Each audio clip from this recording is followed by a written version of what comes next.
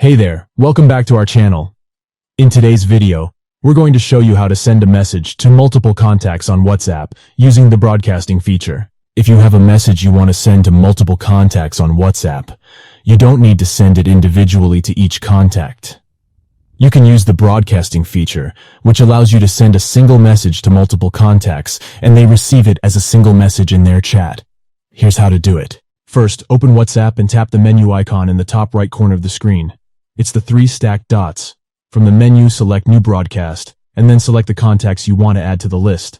Once you've selected the contacts, tap the green check icon to create the broadcast list. Enter your message in the message box and tap the Send button. And that's it. Your message will be sent to all the contacts on your broadcast list as a single message. Alternatively, instead of creating a broadcast list, you can send a message to one contact and then forward it to multiple contacts.